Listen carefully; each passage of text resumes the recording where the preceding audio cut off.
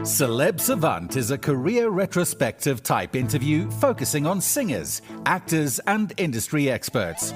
Join Barrett Edelstein now as he dives into the entertainment world.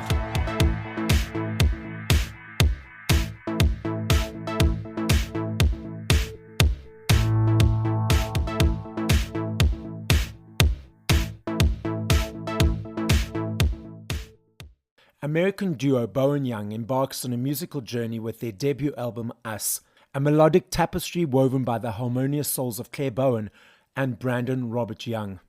Hailing from rural Australia, Clare and Connecticut native Brandon's musical collaboration is aptly named Cinematic Americana, is a testament to the emotive songwriting, honest lyrics and hypnotic harmonies that encapsulate their special bond. Clare, famed for her role as Scarlett O'Connor in Nashville, and Brandon is a seasoned musician who has toured with legends such as John Hiatt. Clare's arrival in Music City in 2012 marked the beginning of a musical voyage with luminaries like Vince Gill and the Zac Brown Band. A pediatric cancer survivor, her life story adds a poignant layer to their narrative, emphasizing the resilience to embrace both light and dark.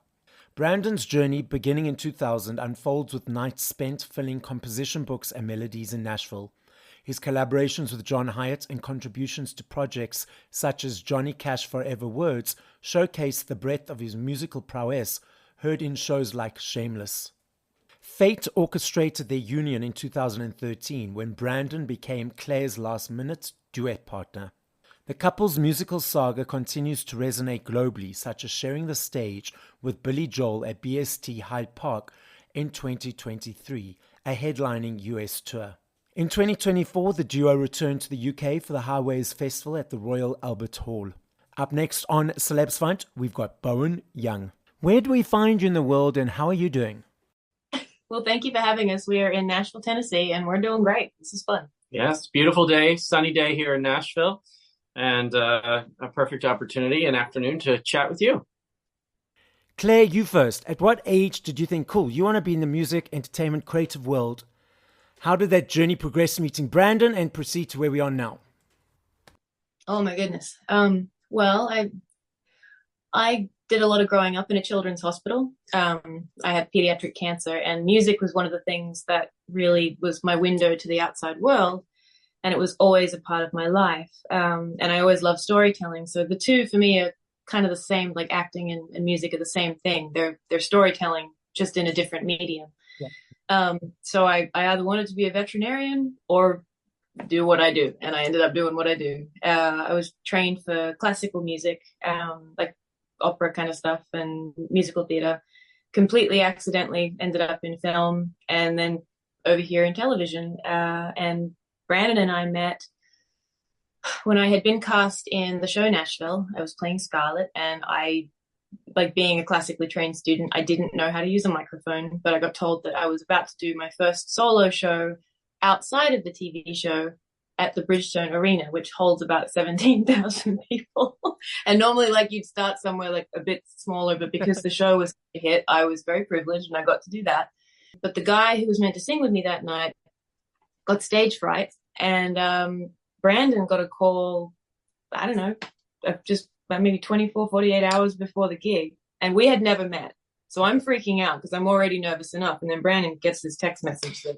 Yeah, I was at home in my little studio apartment. I lived in a neighborhood in downtown Nashville called Germantown, and I was in this tiny little 400 square foot apartment above a garage. And at the time I was touring with an artist named John Hiatt and singing backgrounds for him and playing percussion for him. And so we were getting ready to head back out on a tour. So I was at home rehearsing these John Hiatt songs that he asked us to learn. And I got a text message that said, "Stop what you're doing, download this song and call me." It was just 3 lines. No, hey, how you doing? Just this 3-line text. And I don't get those very often. So I did.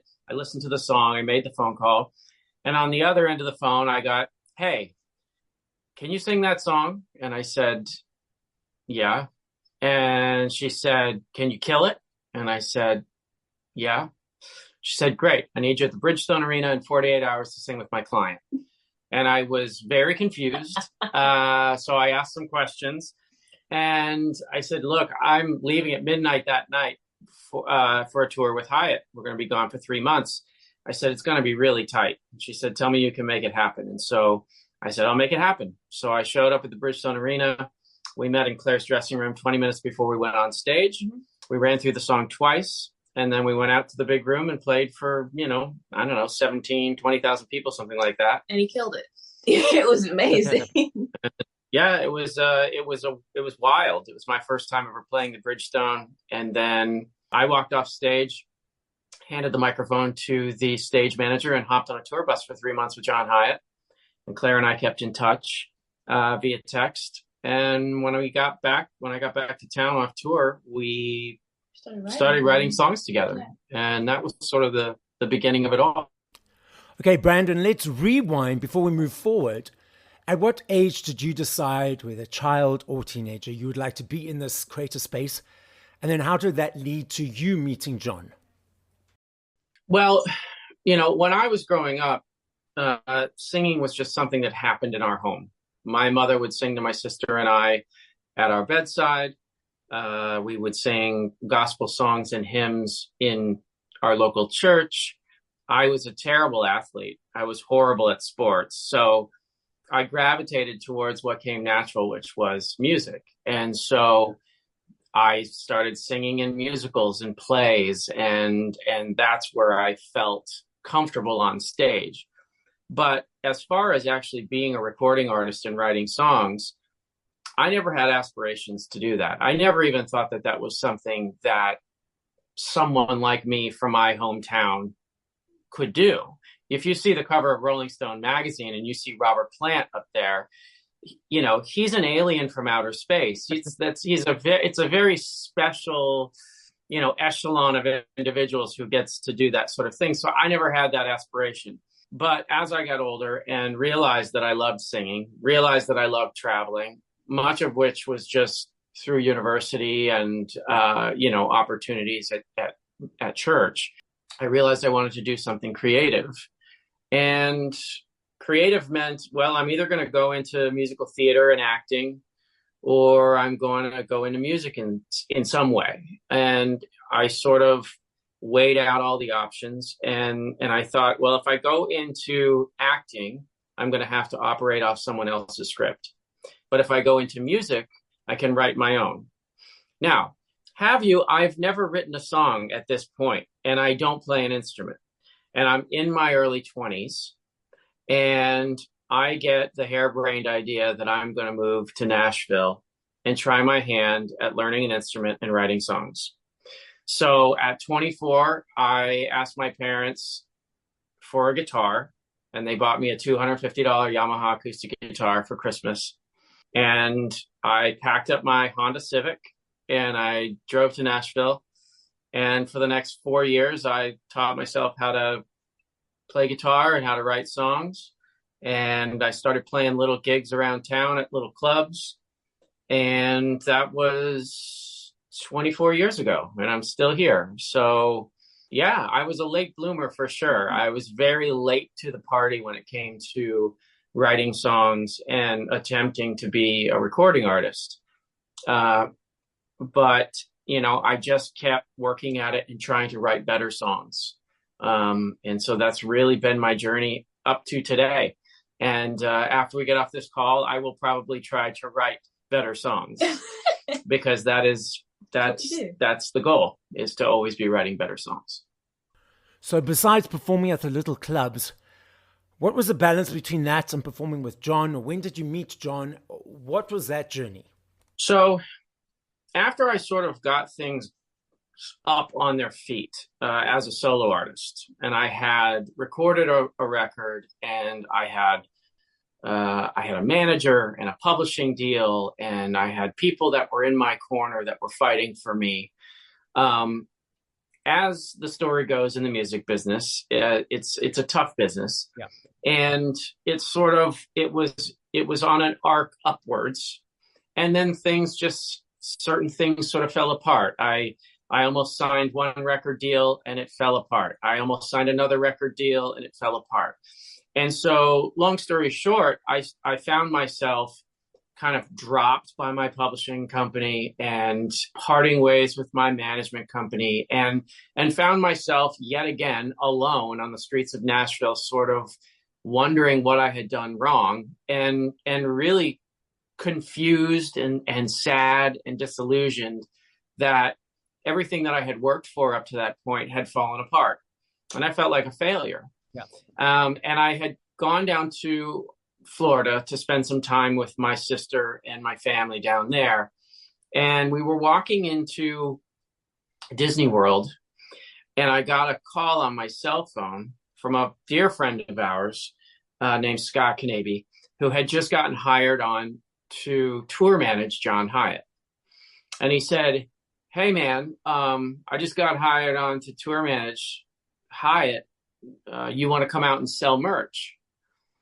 And I paused, and he said, "Hey man, I know you don't have anything going on," because he knew my story. He knew where I was at.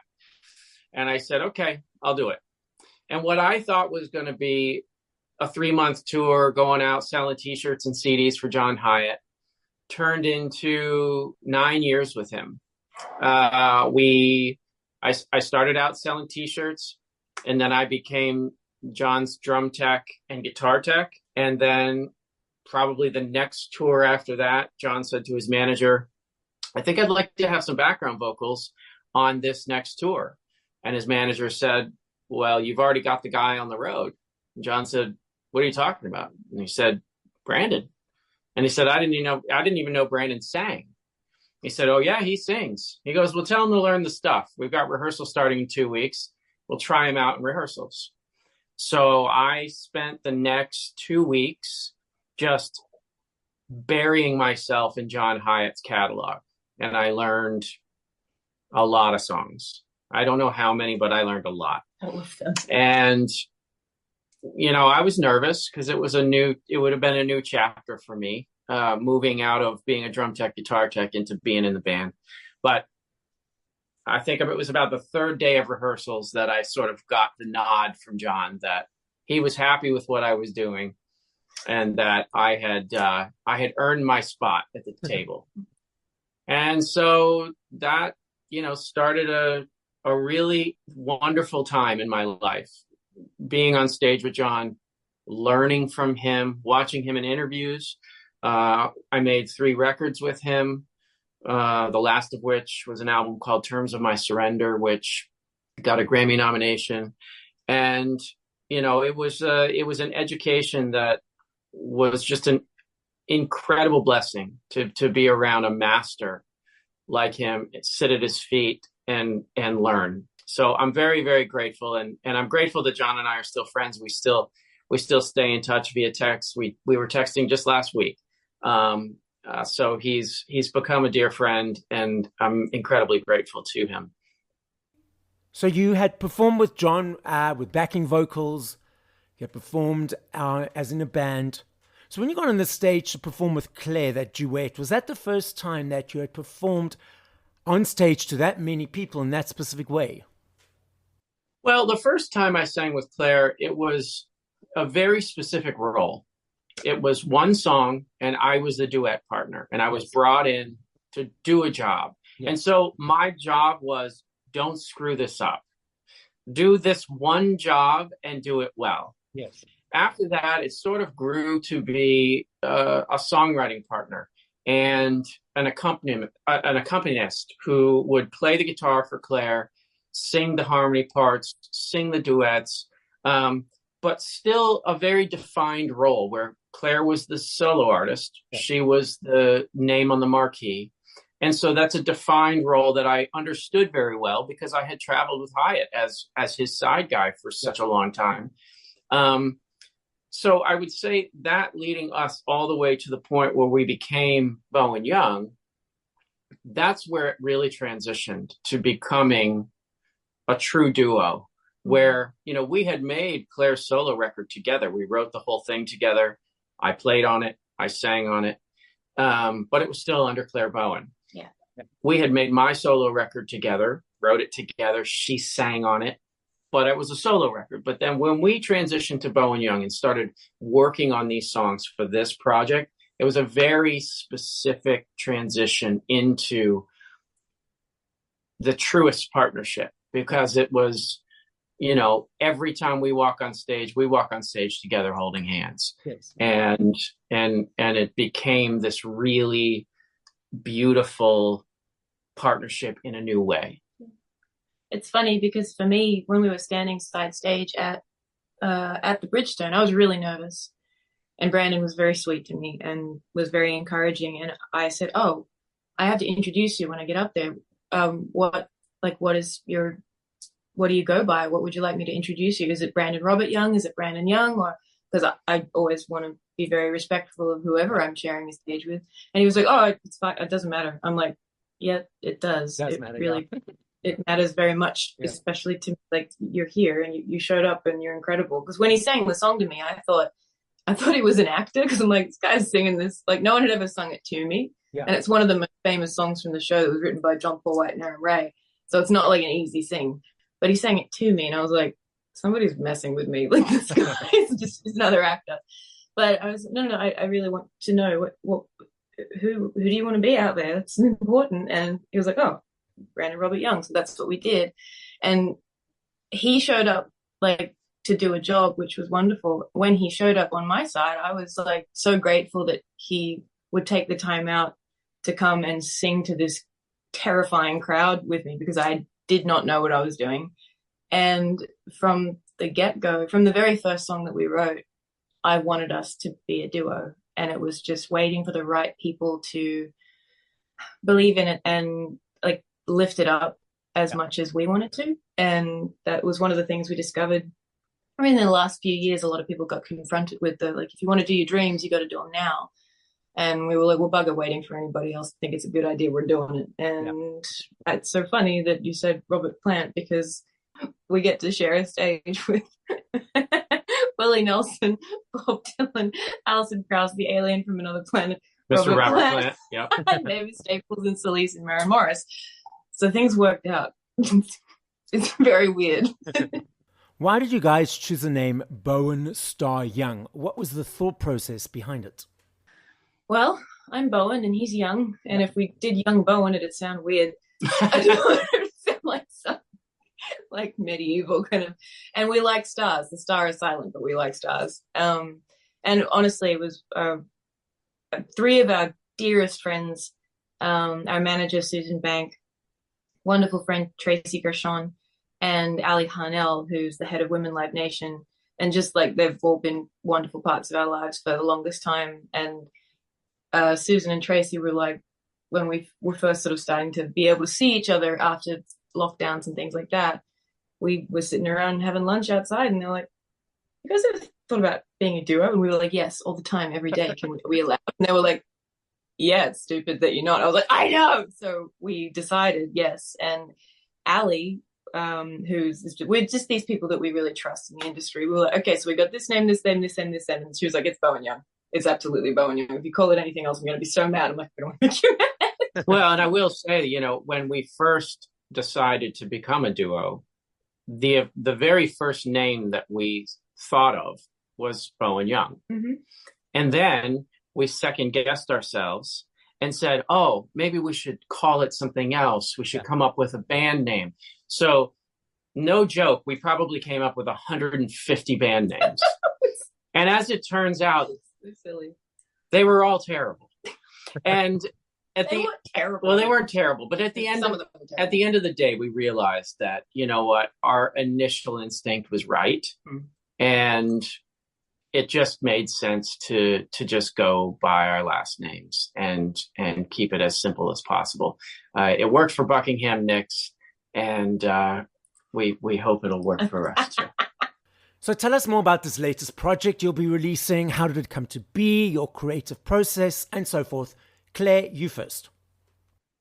Well, there was a sound that we had always been searching for, that it's like the amalgamation of both of our musical tastes. So Brandon is always, we complement each other in this way, where Brandon's always reminding me that it's okay to sing quietly, like as like a musical theater person, you're taught to be the loudest person in the room.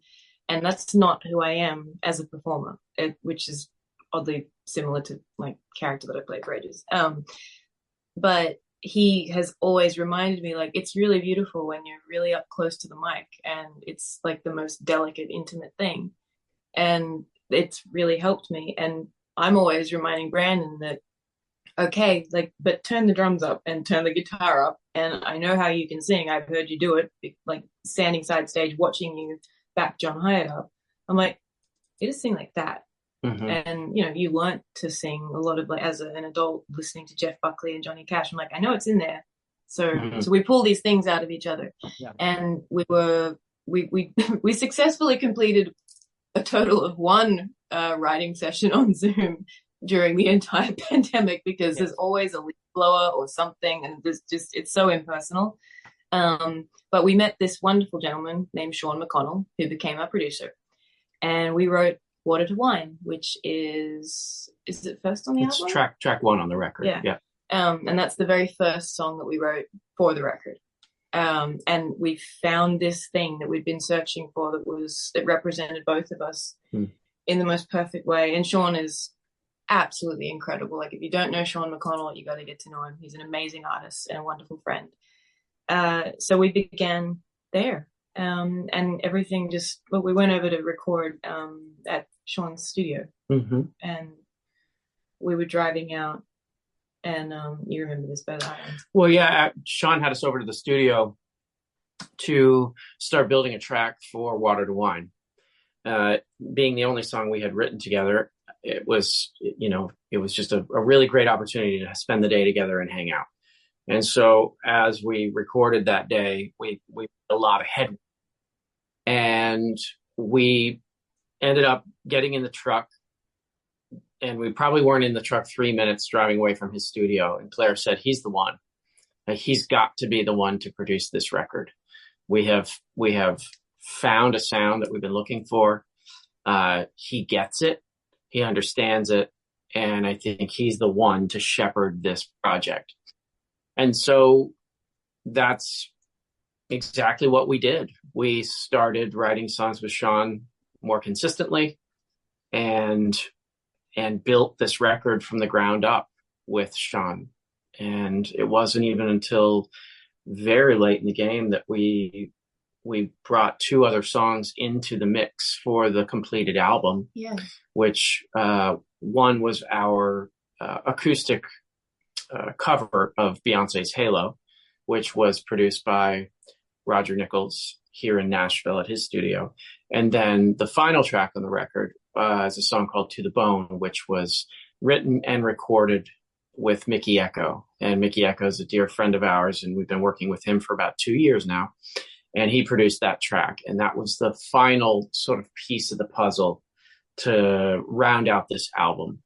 And it was just an amazing thing to watch come about, because an album takes a long time. We probably wrote 50, 60 songs to pick from for this album, and then to whittle that down to 10, and then go and record those songs and, figure out, what songs are going to make the cut. And it was an amazing experience to work with Sean on this record. So that's interesting, because a lot of the people who are fans, who are not necessarily in the industry, they don't know that 50 to 60 songs were created in order for them to get the 10 or 15 tracks that are on their disc. So I find it fascinating that they don't know that. But what I'm trying to say to the world is that you guys work damn hard. Thank you. Well, thank you for saying that. We appreciate it. So I love me a CD. I still budget for my CDs every month. I love the aesthetic of holding something, the journey of the choice, the journey of the unpacking, the booklet, the listening from song 1 to 10 or 15. I'm not sure if you're aware that CDs, even cassettes and vinyls are making a massive comeback. Vinyls alone last year in the UK, 5.9 million copies sold, the biggest since 1990. And cassettes and CDs are also on an upward trajectory. But we've also got these streaming platforms whereby people consume music on. What is your observation and perception of the landscape at the moment? Well, We have our label is based in London, and they've been very forward with us about how physical copies, like, they sell probably, I mean, it's 50-50 in the UK. 50% are physical copies in the UK and 50% is streaming, which is an astounding number given the climate of the music business right now. So I feel like both Claire and I feel like a great deal of encouragement from our team, our label in London, that, physical product, a physical CD or a vinyl is very important, especially now more than it has been probably in the last 15 years, you know? We grew up on our parents' vinyl collection. So to be able to like hold it in our hand, we've signed these ones, and we try to sign as many as we can, but we wanted to make it something that people could hold in their hands and open up and look at all of the thank yous and all of the people who made this possible. Yeah, and just different pieces of art within the entire package. So this was a photo taken by my brother Timothy at backstage at the Ryman. Everything means something, and that's what we want for our music. This is one of our dear friends took this photo, one of our dear friends took that one, and this was something that we were debating whether we should give everyone the lyrics to the songs, but instead we decided to let everyone a little bit more behind the scenes of just what it is like to be performers and be songwriters and all that kind of stuff. So there's this little sort of hidden poster that happens. And then there's a different thing on the back, which is one of our favorite photos though.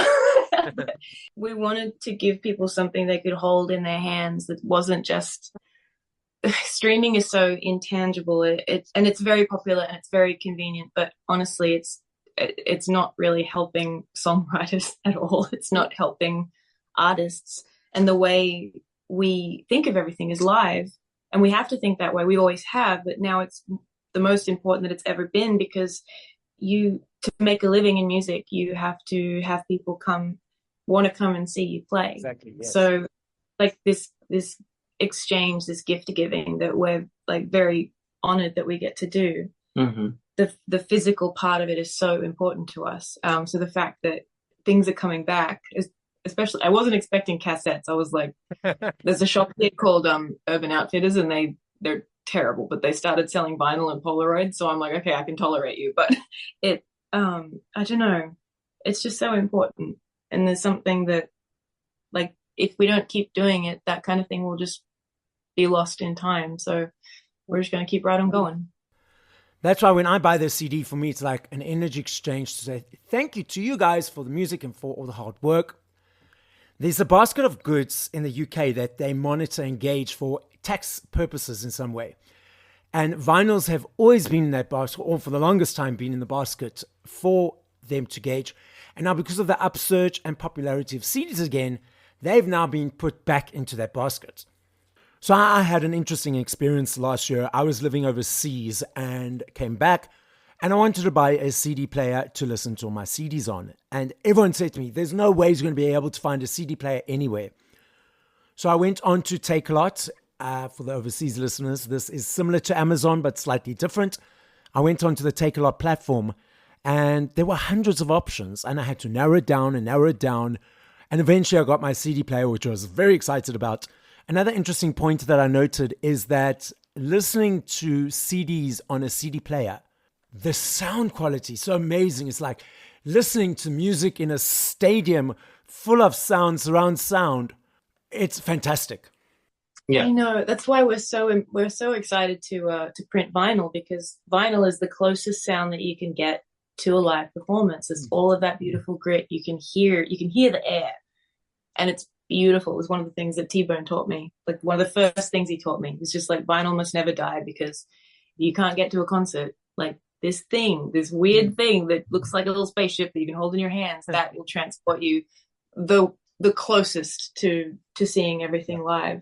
And I'm so glad, like, no one ever talks about the difference between streaming and the sound of even just a CD. Like, it's out of this world. It's wild. Yeah, and I would say for me, it's a very the tactile experience of pulling the cellophane off of a vinyl or off of a CD is romantic, because it reminds me of, younger days when you would go get in line at a record store to get that new release that you've been waiting on and anticipating, and release day mattered. It meant something. It was more than just pulling up an app on your phone. It was, you drive to the record store, you get in line, and you wait for that first, they let you in the door maybe at midnight, and you get a copy of that album and buy it, and then you take it home and you pour over all of the packaging, and the packaging was so incredibly important. It's just a beautifully romantic experience. Well, it's interesting you say that. For me, when I get a new CD, I really struggle to get that plastic off. I get a knife or a scissors, and it's. I feel like I'm fighting with it. It's not romantic at all. Such a funny That's problem. Good. I like it. Like it. And what do you enjoy about performing live? We get to create a space that people come into, and it can't be about us for us. It's that we're there, like we're doing the thing. But for me, it's always been about creating a space where if somebody is going through something at home that they need a break from, we create that space for them. If somebody maybe hasn't been able to find the words to express something that they're feeling, we might help them find them, because we write songs that people seem to hear their stories in our stories. And one of the overarching factors in all of our music and all of our live shows, and really all of our interactions with people, is like, if you don't feel like you belong anywhere, you belong right here with us. And in that sacred space, that's what we get to do during a show. And it's the greatest privilege. Like Brandon always says that every single person in that room is a dream come true, because I can't believe we get to do what we do. It's wild. Yeah. I mean, Claire and I will never stop writing songs. We would be at home on a Friday night and open a bottle of wine and write a song, because it's fun and we enjoy it. But to get to go out and play those songs for people who buy a ticket and wait in line and, stand or sit in the audience, that's a privilege. It's a massive privilege. And we definitely just don't, for us, it's a privilege.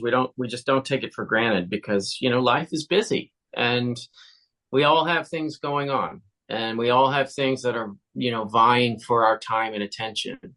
And, every single person that comes out to listen or buy a CD, is just, it's really incredible. I love this game. I know if I had to ask you this question in 2 minutes, 5 minutes, 8 years, I know your answer will be different every time, because there are millions of them.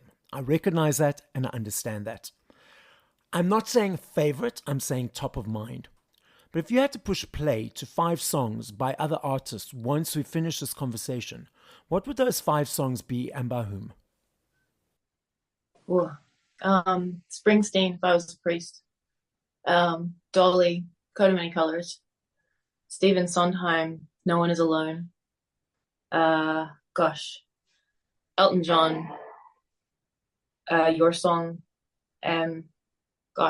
Mickey Echo, Stay. Yeah, there you go. Brilliant.